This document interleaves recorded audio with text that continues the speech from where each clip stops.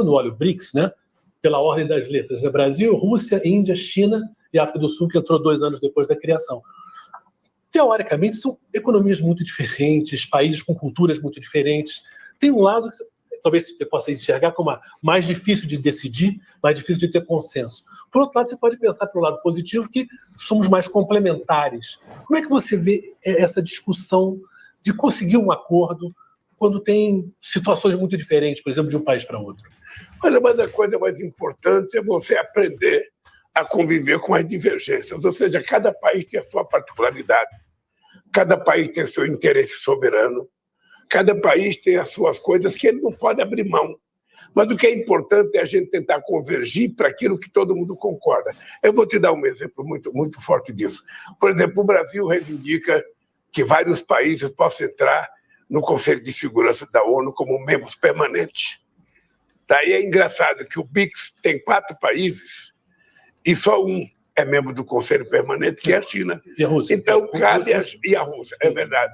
Então, é preciso que a gente convença a Rússia e a China que Brasil, África do Sul e os BRICS e a Índia possam entrar, sabe, no Conselho de Segurança. Esse é um debate que nós vamos discutir, inclusive, para a gente possibilitar a entrada de novos países, a gente tem que limitar uma certa coisa que todo mundo concorde, porque senão, se não tiver um grau de compromisso dos países que entram no BRICS, vira uma torre de Babel. Então, a gente está construindo isso.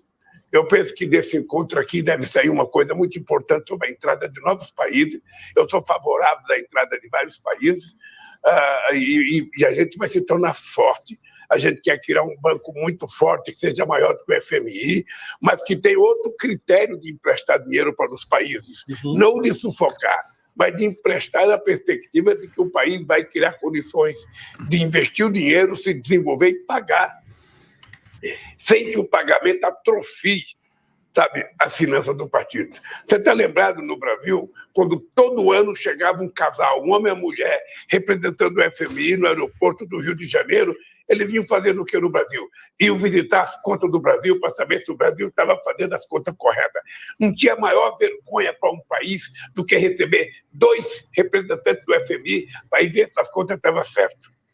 Sabe? Eu ficava até com pena do Malan, que ele era o ministro da Fazenda. Agora não. Agora eu acabei com isso porque, sabe, nós temos que aprender a tomar conta das nossas contas. Nós pagamos o FMI, emprestamos 15 bilhões de dólares para eles e hoje nós não devemos nada ao FMI e nem queremos dever. O que nós queremos é ter reservas cada vez mais fortes para que a gente seja dono do nosso nariz em qualquer discussão que a gente faça. Então, essa reunião dos BRICS e esses 4 países tem muita importância no mundo. Nós somos mais de 1/3 já do PIB mundial, mais de 1/3. Nós somos quase que 1/3 de todo o comércio internacional. Então, nós podemos fazer com que mude os costumes e os hábitos políticos que até agora prevaleceram na conjuntura internacional. Por isso que é importante o Brasil estar de volta, para dizer o que pensa, o que quer, como quer, e tentar convencer os seus aliados das coisas que nós achamos que é importante. O G7 representa uma fatia muito particular, né? O mundo rico está ali.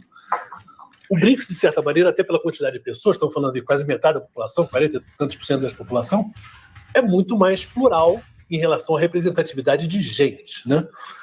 Seria um contraponto? O BRICS hoje está se encaminhando para ser um contraponto realmente ao G7?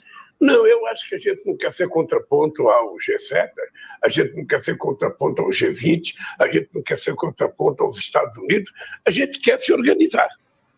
A gente quer criar uma coisa que nunca teve, uma coisa que nunca existiu. O Sul Global. Nós sempre fomos tratados como se fôssemos a parte pobre do planeta, como se nós não existíssemos. Nós sempre fomos tratados como se fosse de segunda categoria. E, de repente, a gente está percebendo que a gente pode se transformar em países importantes.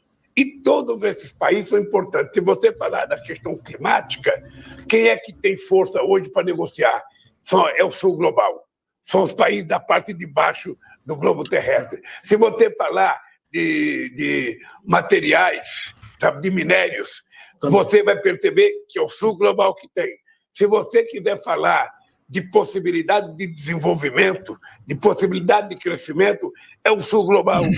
Então, nós estamos apenas dizendo, nós existimos, nós estamos nos organizando e nós queremos sentar numa mesa de negociação em igualdade de condições com a União Europeia, com os Estados Unidos e com qualquer país.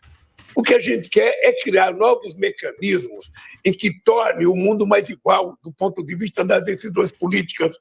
Sabe, por exemplo, eu vou repetir a questão do Conselho de Segurança da ONU, os membros permanentes. Por que o Brasil não pode entrar? Por que a Índia não pode entrar? Por que a África do Sul não pode entrar? Por que não pode entrar a Alemanha? Por que não pode entrar a Índia? Que são países, sabe? Quem é que disse que são os mesmos países que foram colocados lá em 1945? Continue lá. O mundo mudou, a política mudou e nós queremos essa mudança. Os BRICS significa isso. Os BRICS não significa tirar nada de ninguém. Significa uma organização de um polo muito forte, que congrega muita gente. Você imagina se entrar a Indonésia, mais 200 bilhões de habitantes, ou seja, nós vamos ter mais de metade da população participando dessa organização. E isso é importante porque vai permitir que a gente tenha um certo equilíbrio nas discussões, em que hoje as guerras são decididas sem ninguém participar, ninguém discute. Sabe, não é só a guerra da Rússia contra a Ucrânia, é a guerra, sabe, dos Estados Unidos contra o Iraque, foi a guerra da França e da Inglaterra contra a Líbia, foi as coisas contra o Líbano, ou seja, nós, então, o que nós precisamos? Nós precisamos criar um mundo mais justo, mais, sabe, mais democrático, mais solidário, pensando que a coisa mais importante que a gente tem que fazer nesse instante é acabar com a fome no planeta Terra, é acabar com a desigualdade, é permitir que todo mundo viva dignamente e decentemente. Nós temos alimento para isso e temos dinheiro para isso. O que precisa é apenas uma disposição política.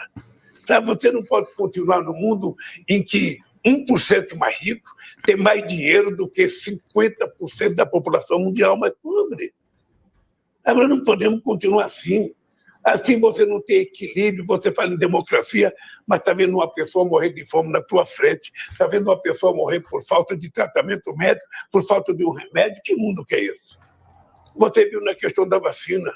Na questão da vacina, quem tinha dinheiro comprou a vacina. Quem não tinha dinheiro ficou assistindo a Covid matar os seus entes queridos. Então, eu acho que os BRICS têm essa simbologia. Não é a simbologia da rivalidade, mas é a simbologia de criar um organismo novo, forte, que tenha muita gente, que tenha muitos recursos para a gente tentar melhorar a relação do mundo. Por isso que o Sul Global é importante.